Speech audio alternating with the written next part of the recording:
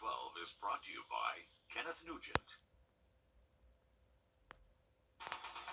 From the station that's on your side, this is News 12 First at 5.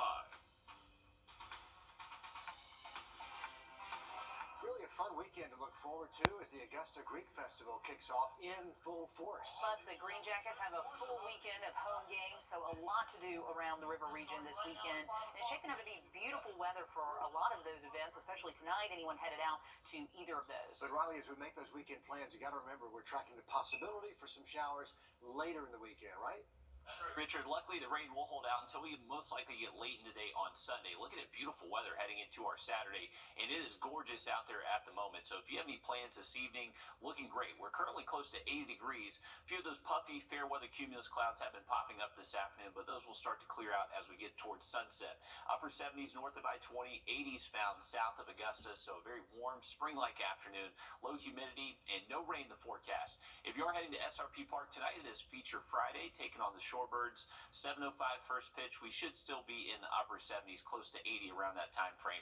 As we continue to cool off past sunset, temps most likely down to the mid-60s towards the end of the ball game, but still a great night and not needing that winter coat by any means. If you're going to be up early tomorrow morning, something pretty cool to check out. We've been watching our four planets been aligning in the early sky right before sunrise. What's different tomorrow morning is that Jupiter and Venus are actually going to be very close together. We call that a conjunction. It's going to make them look very bright. So worth checking out if you're going to be up early tomorrow before sunrise. Not as cool tomorrow morning, most likely going to stay in the mid-50s for most of us right around sunrise. Have a look at the rest of the weekend forecast in just about 10 minutes. Riley, thank you. Fentanyl-related overdoses on the rise in Georgia. Hospitals, law enforcement, addiction recovery advocates are reporting increases in cases involving the powerful synthetic opioid. Megan Packer takes us inside the GBI crime lab and brings us the story of a woman recovering from addiction. This is an exclusive look inside the GBI crime lab at dangerous drugs that have been brought in for testing. This is fentanyl, the potentially deadly synthetic opioid that's showing up mixed in with more and more drugs. The crime lab has seen an 80% increase in fentanyl results in the last year. It's showing up in what the GBI calls a disturbing trend of purple heroin and in counterfeit pills. But that's not all. Anything that anybody buys has the potential to have fentanyl in it. Rachel Burns works at Navigate Recovery Gwinnett. She's been in recovery herself for about 5.5 years after using heroin for a decade. She's grateful she lived to tell about a scare she had. I injected a smaller amount than I normally would have, but that small amount was still too much for me. Almost immediately I knew something was wrong. Everything just faded to black, and the next thing I knew I was waking up in the back of an ambulance. Paramedics used Narcan to reverse her overdose. I was told that when they got to me, my heart was beating only 4 times a minute. Burns doesn't know whether fentanyl was in the heroin she injected that day, but she does know the very real threat facing so many people daily. The Georgia Department of Public Health reports between May of 2020 and April of 2021, a 106% increase in fentanyl-involved overdose deaths compared to the year before. I believe that the answer to this problem is education, letting families know, young people know on the front end that they need to know what they're taking. That's why Navigate Recovery Gwinnett co-founder Farley Barge chooses to hand out Narcan and fentanyl test strips. We want to try to keep people alive as long as we possibly can, so that hopefully we'll have a chance to get them plugged into recovery.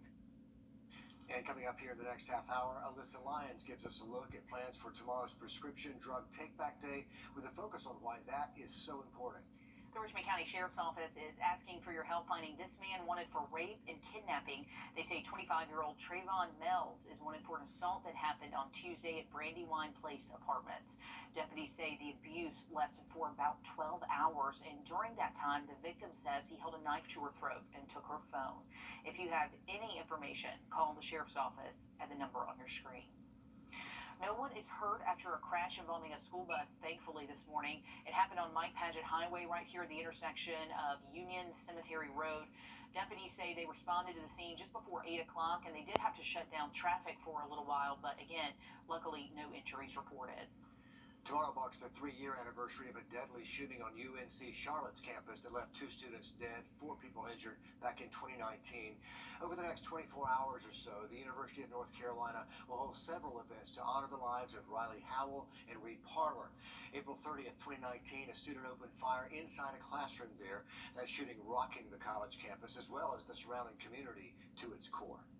The Pentagon is urging Congress to... They're going to be able to...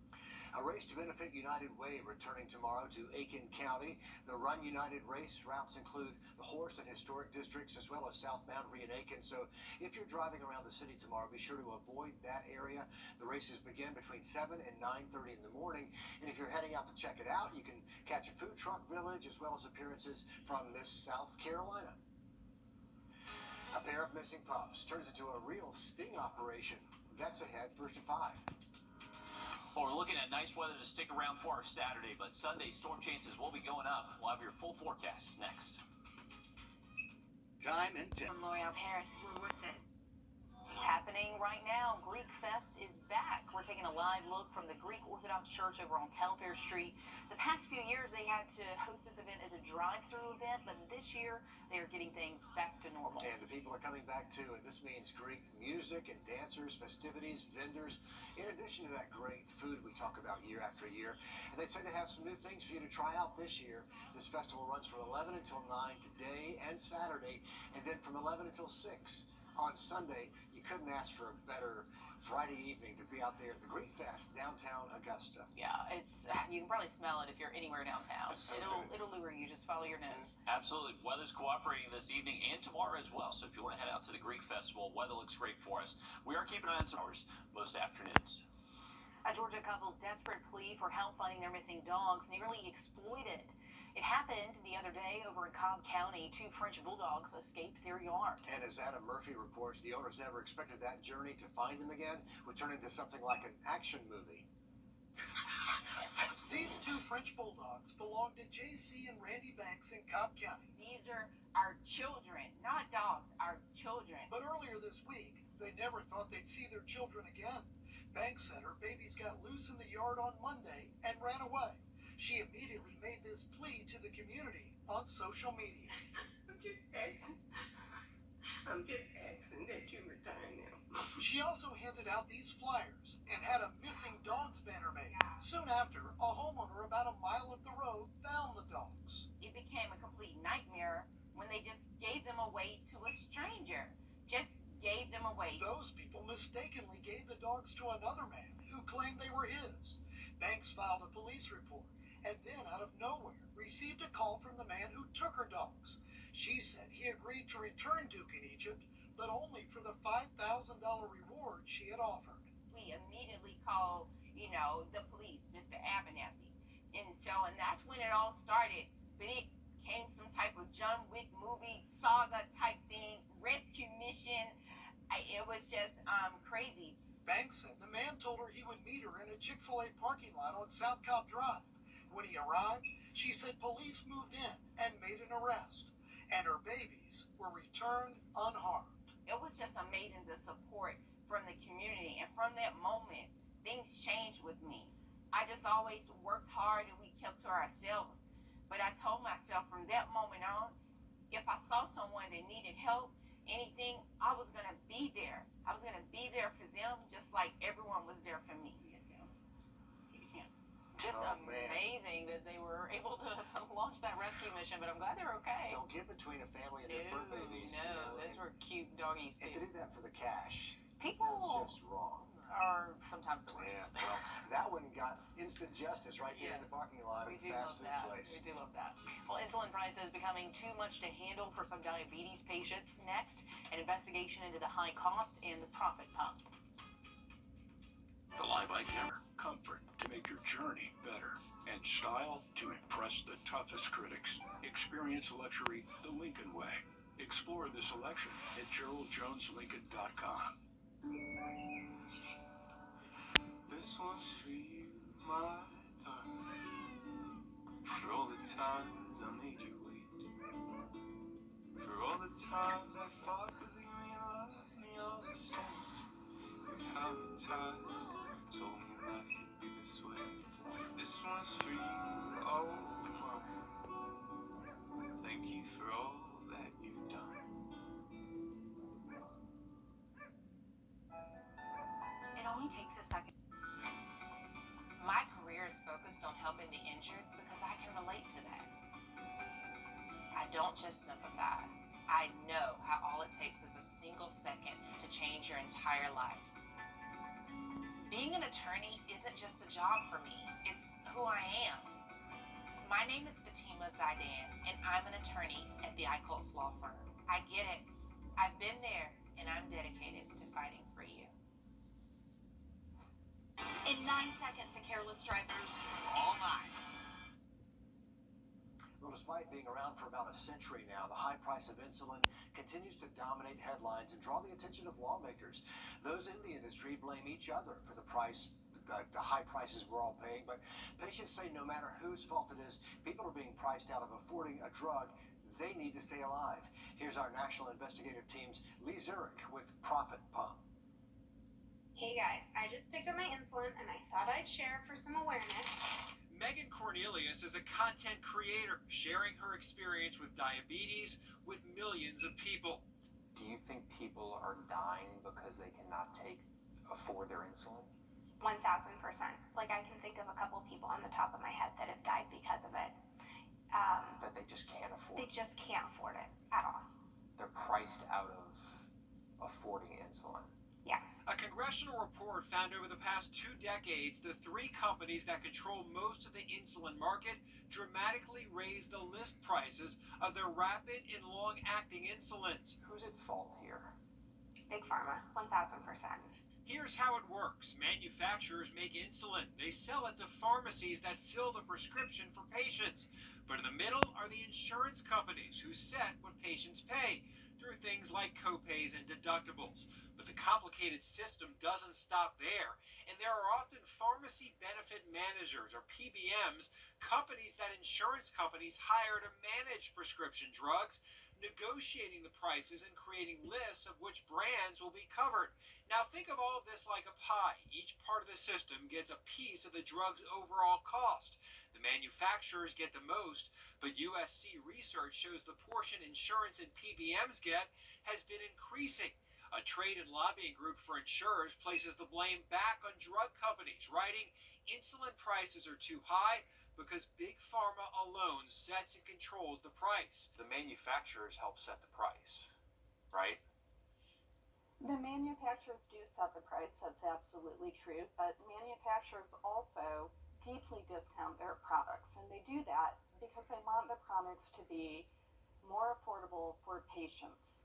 And again, unfortunately, the significant discounts that manufacturers offer and provide on insulin products are too often being held by insurers and by their intermediaries, and they're not being passed along to patients at the pharmacy counter, and we think that's wrong and needs to change. One of the largest PBMs in the country, Express Scripts, says they aren't the problem. It's the manufacturer. Rebates and pharma prices are constant negotiations, but there's only one group that controls the pricing, and that's them. Express Scripts says removing the PBM's piece of the pie doesn't remove the pricing problem. The argument, they act as a buyer's club, behind the scenes saving patients money at the counter when they use insurance. But do you think that the pharmaceutical companies would actually lower their prices out of benevolence, or would prices go up even faster? So where's the truth? Congress believes the blame lies with both, calling out insurers and PBMs for incentivizing price hikes, but questioning drug companies' practice of raising prices in lockstep and manipulating the patent system to maintain a monopoly. One idea in Washington is to set a copay cap, blocking insurance and PBMs from charging over a certain amount. Megan Cornelius doesn't think a cap would solve the problem, but something needs to change to stop the industry's profit pump. They're absolutely exploiting Americans that need insulin. We can't live without it, so we have to figure out how to get it. Lee Zurich on your side. Now, the U.S. House of Representatives passed a Copay Cap on insulin. That plan would limit the cost of out-of-pocket no more than $35, in some cases even less for those with insurance. The Senate is now working through a companion bill, and Senator Raphael Warnock of Georgia, one of those leaders backing that legislation. Leadership says it wants the bill to be moving forward by this summer. It is day 3 of the journey for a local kayaker who is making his way slowly to the coast. Right. Ron Turner loaded up and put in at the Lock and Dam on Wednesday. We were out there with the camera to watch him head down all the way to Tybee Island. All in all, a 200-mile journey down the Savannah River from Augusta. And here's a look at his progress. You can see now he's near Springfield, well on his way to the coast. And the blue line tracks his most recent steps, but he actually put in a little further up, closer to us here in Augusta. Initially, he estimated the journey to take about 4 days. Looks like he's keeping on track, but he's making some good progress there. What an adventure out there on the Savannah River. We'll have to hear Friday from him afternoon. when he gets back. Yeah, we'd love to catch up again, Riley. I definitely cannot wait to hear about his story. I'm sure he's had a bunch of great adventures there the past few days. Looking great and dry at the Green Jacks game tonight and Saturday. Could have a few storms by Sunday. Now look at that 7-day forecast just after the break. This is George Troll. The Columbia County Sheriff's Office is searching for him in connection to a hit and run that happened last month. The Columbia County Sheriff's Office believes his white pickup hit a juvenile who was riding a bike. If you can help solve that crime, call the Columbia County Sheriff's Office. If you have mornings feeling a little bit more humid in the mid-60s. Still to come, a Burke County teacher is arrested and charged with sexual battery. We break down the new details of the case and take a look at past allegations when First and 5 continues.